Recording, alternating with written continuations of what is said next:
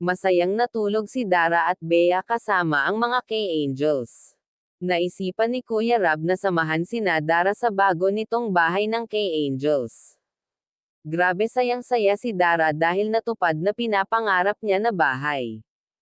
At take note kompleto na ito sa gamit, at masaya nga ang magkapatid sa mga blessing na natatanggap nila ngayon.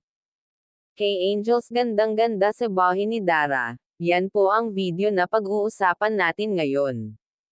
Kaya bago pa man ang lahat, shoutout po sa ating mga minamahal na mga viewers. Isang mapagpalang araw po sa ating mga kakalingap. At muli ay welcome back sa aking YouTube channel. At kung napadaan lamang ako sa wall nyo, baka pwede paki-subscribe, like, share. Mga kaibigan, kilala naman po natin si Dara na mabait ito. At maraming nagmamahal sa kanya. At alam naman natin na very thankful siya sa mga natatanggap niyang blessings ngayon. Ang ugali nga nitong si Dara, hindi alintana sa kanya ang paghihirap ng buhay.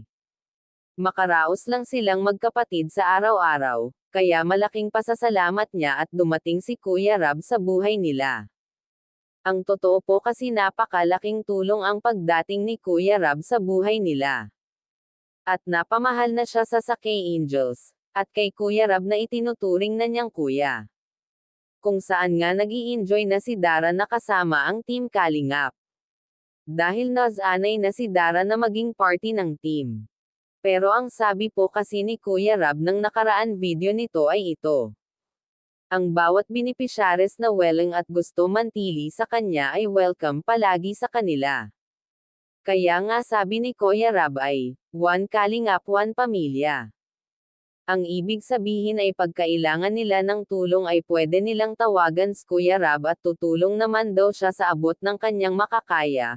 Pero kung gusto naman daw na humiwalay na sa Team Kalingap ay pwede naman. Sa totoo lang kasi iba ang naging experience ni Dara sa Team Kalingap, bagay na hindi niya mararanasan dahil sa hirap ng sitwasyon ngayon, kaya ang takot at pangangamba niya na mawalan ng komunikasyon sa Team Kalingap ay bagay na nakapagbigay sa kanya ng labis na kalungkutan.